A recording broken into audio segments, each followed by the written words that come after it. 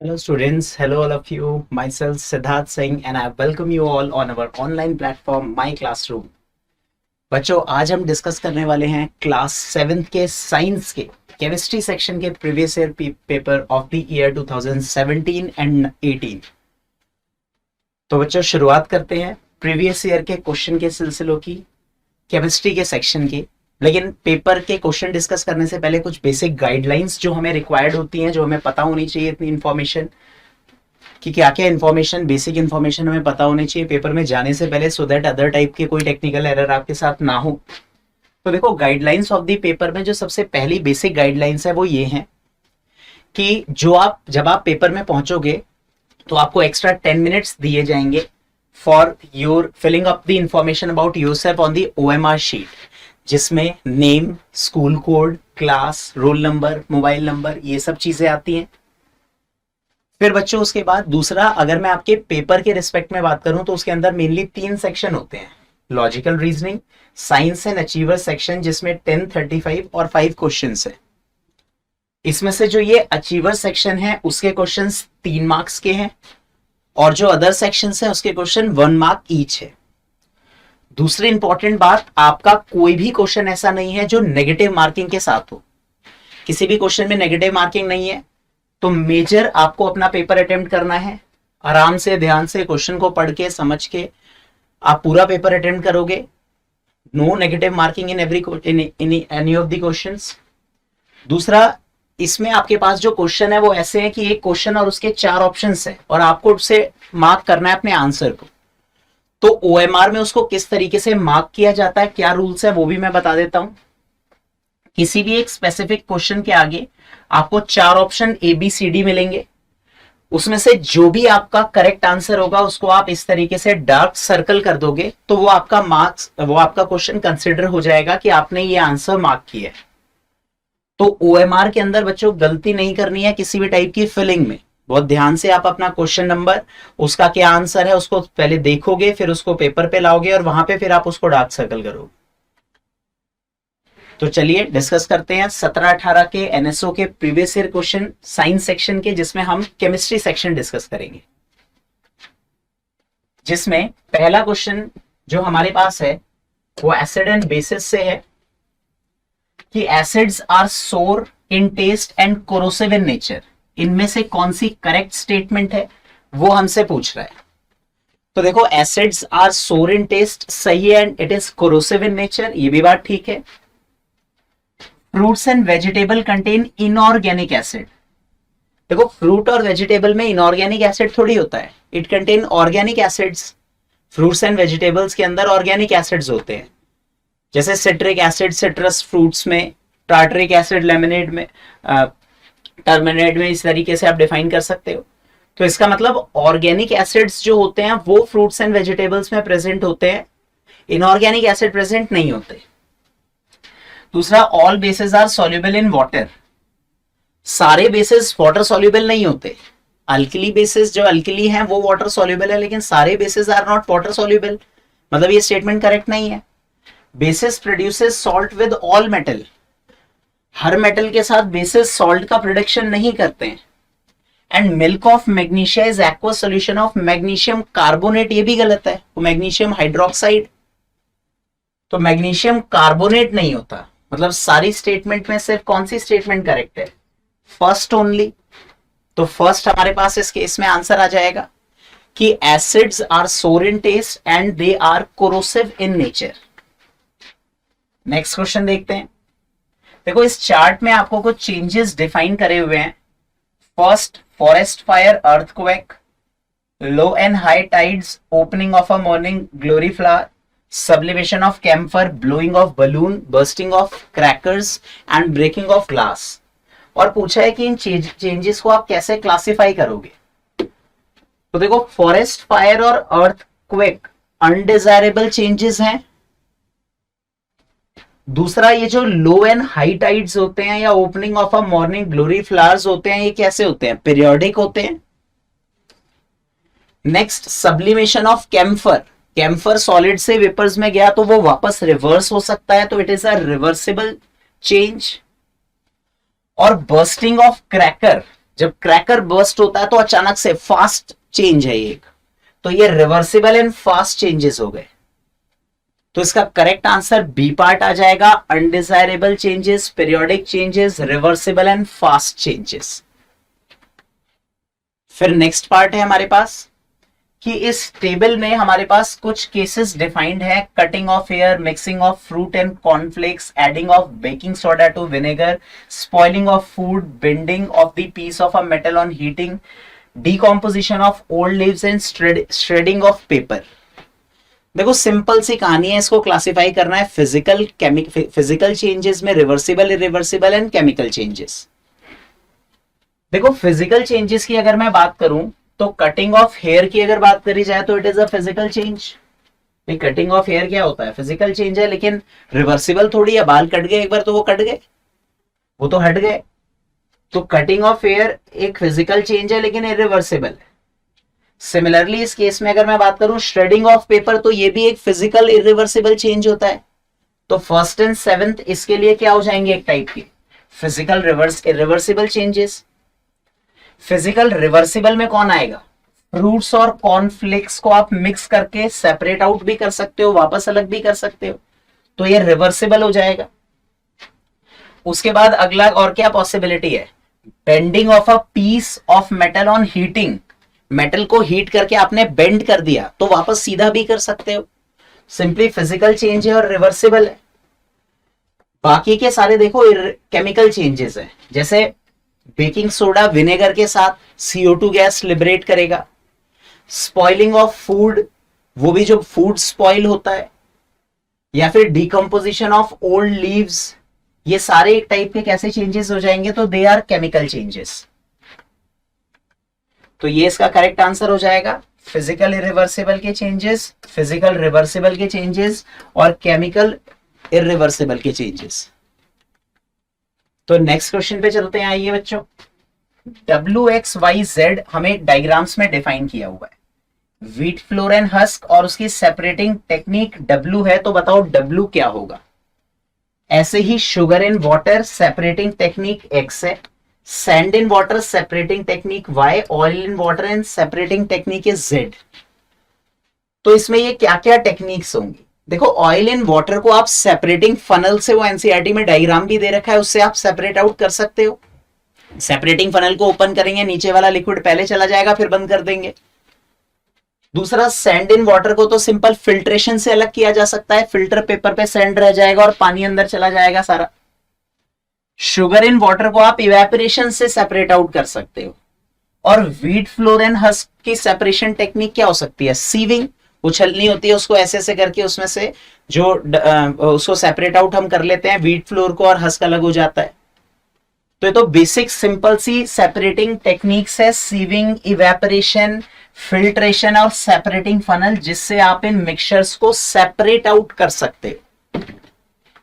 तो ये separation of a substance हो गया। फिर next acid, basis and salt का एक और क्वेश्चन। देखो ये एक टाइट्रेशन का सेटअप बना हुआ है, एसिड बेस टाइट्रेशन, जिसमें हम एसिड और बेस को आपस में मिक्स करके किसी की अननोन कंसेंट्रेशंस कैलकुलेट करते हैं। तो इसमें ऊपर HCl है ब्यूरेट में, और नीचे कॉनिकल फ्लास्क में NaOH ले रखा है, उसमें फिनोप्थिलीन हमने मिक्स किया हुआ है।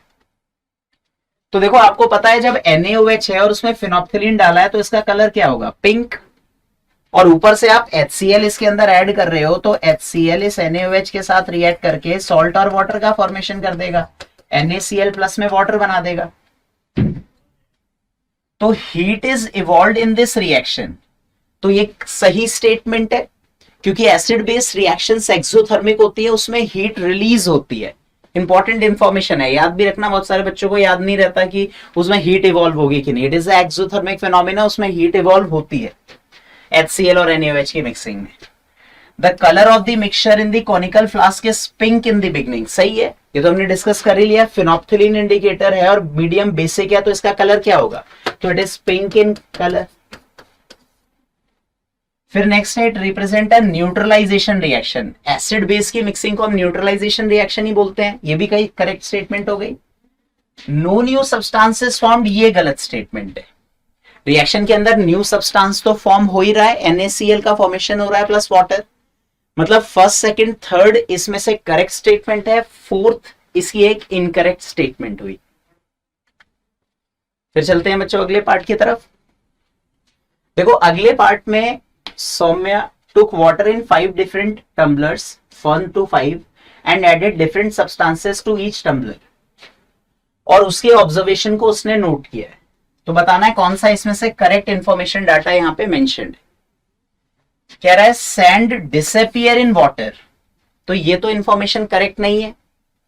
सैंड वाटर के अंदर डिसअपियर थोड़ी करता है, आप सैंड को पानी में डालते हो तो वो उसके सॉलिड पार्टिकल घूमते रहते हैं, उसमें मिक्स थोड़ी होता है, तो इनकरेक्ट इंफॉर्मेशन है। फिर soap powder disappear in water and it is insoluble, ये लिखा हुआ है। अगर डिसअपियर कोई चीज करती है तो वो इनसॉल्युबल थोड़ी होगी, सॉल्युबल होगी। मतलब सॉल्युबल होगा तो डिसअपियर, इनसॉल्युबल होगा तो डज नॉट डिसअपियर, तो ये तो ऐसे ही इनकरेक्ट हो गया। टैल्कम पाउडर की बात करें तो ये तो करेक्ट है, डज नॉट डिसअपियर, और डज नॉट डिसअपियर इसका मतलब इनसॉल्युबल है, तो थर्ड बिल्कुल करेक्ट हो गया। अच्छा सॉडस्ट भी सॉल्युबल नहीं होती, लेकिन ये कह रहा है डिसअपियर इन वाटर, ये भी गलत। और ग्राउंडेड वैक्स की बात करी जाए तो it does not disappear, that means it is insoluble. तो आप डिफाइन कर सकते हो इन सभी ऑब्जर्वेशन में से ये जो थर्ड और फिफ्थ ऑब्जर्वेशन है ये बिल्कुल करेक्ट ऑब्जर्वेशन है, बाकी की ऑब्जर्वेशन इसमें करेक्ट नहीं है। तो ये उसके आंसर्स हो गए। फिर चलते हैं बच्चों अपने नेक्स्ट क्वेश्चन की तरफ। देखो अगला पार्ट क्या है कि इसने बोला कि एक ब्लू कलर का एक सॉल्यूशन है, उसमें आपने कोई एक मेटल डाला हुआ है जिससे वो ग्रीन कलर सॉल्यूशन में कन्वर्ट हो गया और ब्राउन रेड डिपोजिशन नीचे आ गया उस मेटल पे। तो इसके लिए कौन सी करेक्ट रिएक्शन है जो इसको एक्सप्लेन करेगी? देखो जो कॉपर सल्फेट का एक्वस सॉल्यूशन होता है ये ब्लू कलर का होता है, and Fe iron being more reactive, less reactive copper को डिस्प्लेस करके मेटल डिस्प्लेसमेंट रिएक्शन कर देता है, और ये जो FeSO4 बनता है इसकी वजह से सॉल्यूशन का कलर ग्रीन हो जाता है और कॉपर के ब्राउन रेड डिपोजिशन यहां पे ऑब्जर्व होते हैं। तो मैं डिफाइन कर सकता हूं इसका करेक्ट ऑप्शन कौन सा हो जाएगा। तो जहां पे कॉपर सल्फेट की Fe के साथ रिएक्शन हो रही है it forms FeSO4 plus copper, ये इसका करेक्ट आंसर होगा। फिर नेक्स्ट पार्ट हमसे पूछा हुआ है कि यहां पे PQRS चार चीजें हैं जिसको इससे मैच करना है। देखो किसको एज अ प्रिजर्वेटिव यूज किया जाता है, तो NaCl it is used as a preservative. अच्छा कौन है जो मेडिसिन में यूज होता है एज वेल एज एक्सटिंग्विशर में, तो NaHCO3। NaHCO3 फायर एक्सटिंग्विशर में यूज होता है, इससे जो CO2 लिबरेट होती है उसको जब आप भेजते हो बाहर की तरफ तो वो जो आग लगी होती है उसके चारों तरफ CO2 एनवायरमेंट प्रोड्यूस करके उस आग की सप्लाई ऑक्सीजन से कट कर देता है, जिसकी वजह से फर्दर फायर नहीं होता। Used as fungicide and is electroplating, तो ये कॉपर सल्फेट जो होता है उसी वही तो यूज्ड होता है एज अ फंगिसाइड, जिसको आप ब्लू विट्रॉल भी बोलते हो। और इन यूज्ड इन फायरवर्क्स तो वो KNO3 हो जाएगा, it is used in fireworks. तो करेक्ट आंसर इसका मैच के बेसिस पे आ गया डी पार्ट। अब जो आपकी OMR होगी उसमें जो भी ये क्वेश्चन नंबर होगा उसमें इस डी ऑप्शन को आप डार्क सर्कल कर दोगे, वो आपका मार्क्ड आंसर हो जाएगा जो कंसिडर किया जाएगा जब आपका पेपर चेक होगा। फिर चलते हैं बच्चों अचीवर सेक्शन की तरफ, देखते हैं अचीवर सेक्शन में क्या क्वेश्चन है। 3 नंबर का जो हमारा क्वेश्चन होता है एसिड बेसिस एंड सॉल्ट से एक क्वेश्चन है अचीवर सेक्शन के अंदर। समझते हैं क्वेश्चन क्या है। इसने सब्सटेंस VWXYZ डिफाइन किए हुए हैं और colour with China rose indicator यहां पे डिफाइन किया हुआ है, और उसकी ऑब्जर्वेशन की चीजें पूछी हैं। Study the given table carefully and fill in the blanks. कह रहा है solution 1 will have no effect on blue litmus paper. देखो ब्लू लिटमस पे किसका इफेक्ट नहीं आएगा, या तो वो बेस हो या वो सॉल्ट हो, क्योंकि एसिड तो उसको रेड में कन्वर्ट करेगा। तो जो भी इनमें से बेसिस हैं उस पे कोई इफेक्ट नहीं आएगा, या फिर सॉल्ट। देखो dark pink China rose indicator के साथ हुआ, दैट मींस ये एसिड होंगे। ग्रीन मतलब बेसिस और light pink colour as such है, दैट मीन्स ये सॉल्ट हो सकते हैं। यही तो ऑब्जर्वेशन होती है चाइना रोज इंडिकेटर के साथ। पहले दोनों हो जाएंगे acidic, X and Z are salt, और वाई हो जाएगा बेसिक। तो फर्स्ट का कौन कौन सी पॉसिबिलिटी बन सकती है? तो फर्स्ट की पॉसिबिलिटी एक्स वाई जेड बन सकता है। एक्स वाई जेड क्योंकि ये ब्लू लिटमस को चेंज नहीं करेंगे इनटू रेड, उसको तो एसिड बदलता है। फिर कह रहा है second will turn blue litmus to red, blue to red second turn करेगा। तो कौन होगा सेकंड? तो ब्लू टू रेड तो एसिड्स ही करते हैं ना, तो वी और डब्ल्यू हो जाएगा। तो वी और डब्ल्यू ये रहा हमारे पास, वी और डब्ल्यू। फिर उसके बाद थर्ड पार्ट कह रहा है कि फिनोप्थिलीन रिमेन कलरलेस। तो फिनोप्थिलीन बेसिक में पिंक हो जाता है, सॉल्ट और एसिड होगा तो कलरलेस रहेगा। मतलब वी डब्ल्यू एक्स और जेड, इसमें फिनोप्थिलीन कलरलेस होगा, बट ये बेसिक है तो इसमें कौन सा कलर आ जाएगा उसका? Pink colour. तो वी डब्ल्यू एक्स और जेड में वो कलरलेस रहेगा, लेकिन फोर्थ बोला है pink colour in the solution of 4। तो 4 मतलब वाई होगा बेसिक, उसी में तो पिंक कलर आएगा। तो इसका करेक्ट आंसर मार्क्ड आप डिफाइन कर सकते हो, बी पार्ट हो जाएगा, जिसमें ये X Y, V W X Y Z की प्रॉपर्टीज इंडिकेटर के कलर चेंजेस के बेसिस पे हमने डिफाइन कर ली। पहले इंडिकेटर्स के कलर चेंजेस को यूज करके मैंने मार्क करा कि सब्सटेंस एसिडिक होगा, बेसिक होगा या सॉल्ट होगा, और फिर उसके बाद की कहानी हमने यहां इस केस में डिफाइन करी है। तो ये हमारे पास एक केस हो गया एसिड, बेसिस एंड सॉल्ट का। इंडिकेटर्स की इंफॉर्मेशन बहुत इंपॉर्टेंट है, रेगुलरली प्रीवियस ईयर क्वेश्चंस में आपको ये क्वेश्चन मिलेगा। तो ये थे हमारे केमिस्ट्री के प्रीवियस ईयर क्वेश्चन जो हमने डिस्कस करे हैं। बाकी इसके अलावा बच्चों अगर आपको अदर प्रीवियस ईयर क्वेश्चन भी डिस्कस करने हैं, लॉजिकल रीजनिंग आप समझना चाहते हो, उसके कैसे कैसे प्रीवियस ईयर क्वेश्चन है, बायो के क्वेश्चन देखने हैं, तो आप हमारी साइट विजिट कर सकते हो, जिसपे आप डिस्कस कर सकते हो हमारे प्रीवियस ईयर क्वेश्चंस। तो इस तरीके से प्रीवियस ईयर क्वेश्चन करके आपको एक आइडिया मिलेगा, एक हेल्प मिलेगी कि किस तरीके से आप अपनी प्रिपरेशन को और इम्प्रूव कर सकते हो। कि क्योंकि प्रीवियस ईयर पेपर ही आपको एक रियल इमेज दिखाएंगे कि आपकी प्रिपरेशन का लेवल क्या है, आप कहाँ पे स्टैंड करते हो, आपको और कितना इंप्रूव करना है अपने इन पर्टिकुलर टॉपिक्स पे, या कौन से टॉपिक पे ज्यादा फोकस करना है। प्रीवियस ईयर से ही पता चलता है वो कौन कौन से टॉपिक को ज्यादा प्रायोरिटी में रखते हैं for framing the question in subject chemistry और एनी अदर सब्जेक्ट। तो ऐसे ही हम मिलते रहेंगे अपने प्रीवियस ईयर सेशंस के साथ। तो आज की क्लास यहीं एंड करते हैं बच्चों। See you all, good bye all of you.